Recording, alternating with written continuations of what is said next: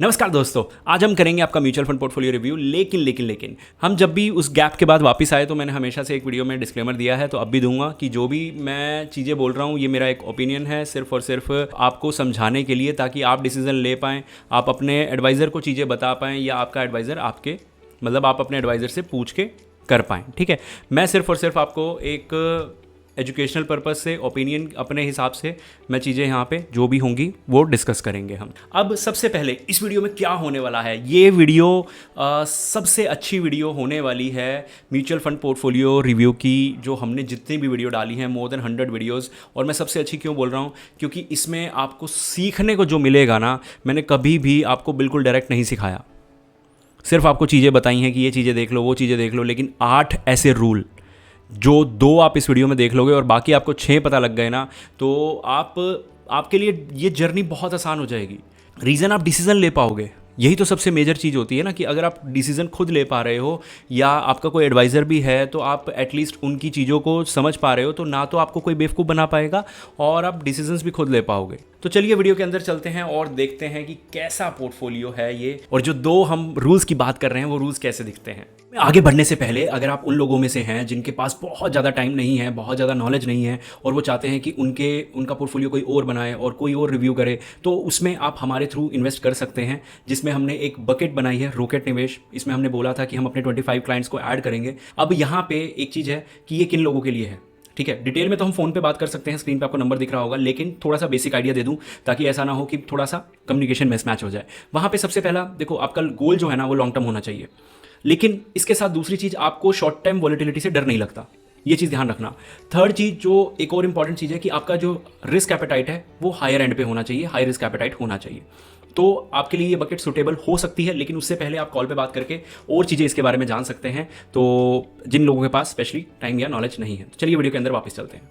अब यहाँ पे वीडियो के अंदर आ गए हैं, तो ये पहले जो रेनबो है इसको साफ कर लेते हैं। और यहाँ पे कौन सा फंड है, Motilal Oswal mid cap, ICICI prudential infra 3000, बंधन small cap 5000, HDFC flexi 2, ICICI Nasdaq 3 और हैंगसेंग है 2000। ठीक है, पराग पारिक को मैं अभी के लिए साइड में रख देता हूँ, बिकॉज 1 लाख रुपये का है। ओके, इसमें SIP नहीं जा रही। अब मैं टोटल अगर ऊपर करूँ तो मुझे जहाँ तक समझ आ रहा है, अगर मैं सही से कैलकुलेशन कर पा रहा हूँ, तो 7 19,000 की SIP मुझे ऊपर दिख रही है यहाँ पे जाती हुई।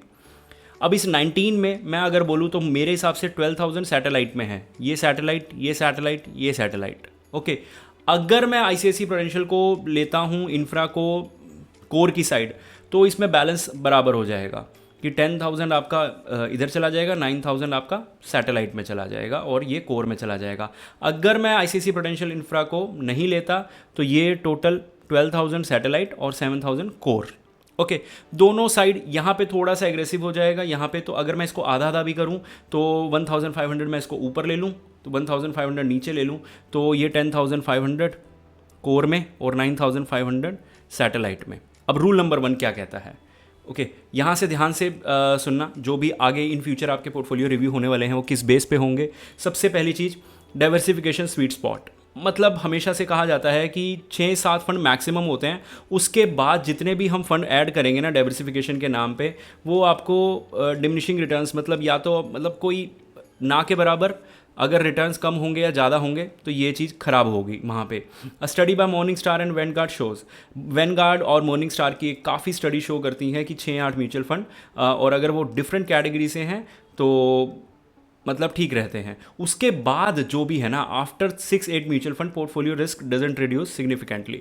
अब देखो यहाँ पे क्या है कि अगर 6 से 7-8 म्यूचुअल फंड के बाद आप ले रहे हो, तो जो आपके रिटर्न्स अगर इम्पैक्ट होंगे, कोई भी आप वहाँ पे कुछ एक्स्ट्रा जनरेट नहीं कर पा रहे।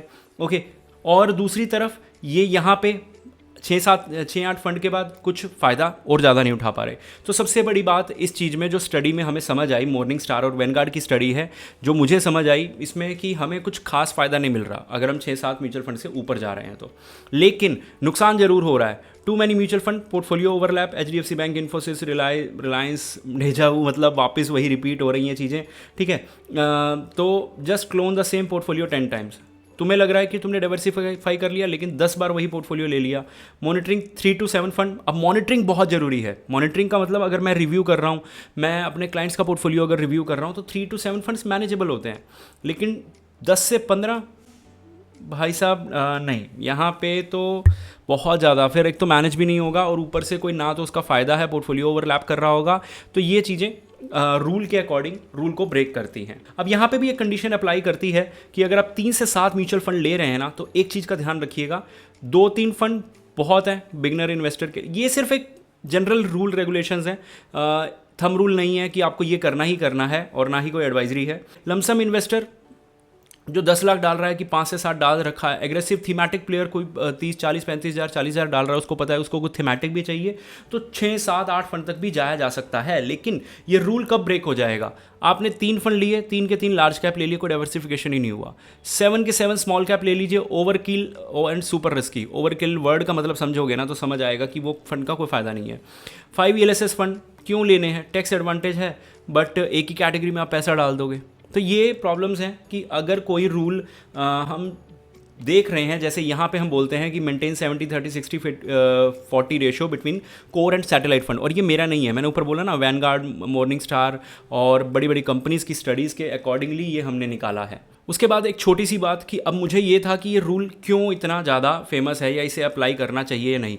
It's build on modern portfolio theory, wealth managers use करते हैं, इंस्टीट्यूशन यूज़ करते हैं, जिसे कोर से स्टेबिलिटी आती है और सैटेलाइट से अल्फ़ा जनरेट होता है। ठीक है, CFA के करिकुलम में और ब्लैक रॉक पेपर्स दोनों इस मॉडल को एम्फेसाइज करते हैं कि भाई हमें इतना कोर और इतना सैटेलाइट रखना एक अच्छा चीज़ साबित हो सकती है। अब मैं इतना डिटेल में अगर मैं जाऊँ तो एक चीज़ और, अगर हम इन दोनों की बात करें कि रेशोज़ क्या हैं और नंबर ऑफ़ म्यूचुअल फंड, तो 2 रूल आपने यहाँ पे आज देखे। पहला रूल क्या था कि आप नंबर ऑफ फंड्स कितने रख रहे हैं। दूसरा रूल क्या था कि कोर है या सैटेलाइट है। अब जो लोग यहाँ तक आ गए हैं और चाहते हैं बाकी के 6 रूल जानना, तो आप मुझे कमेंट करिएगा, हम इस पूरी सीरीज़ को कंटिन्यू रखेंगे और हर वीडियो में 1 या 2 रूल जिनको हम एक्सप्लेन कर सकते हैं, साथ में आप लोगों का पोर्टफोलियो एग्जाम्पल उठा के, ताकि हम पोर्टफोलियो रिव्यू कर देंगे तो आपको आइडिया हो जाएगा रियल लाइफ एग्जाम्पल से, और साथ ही साथ आप रूल्स भी सीख पाएंगे।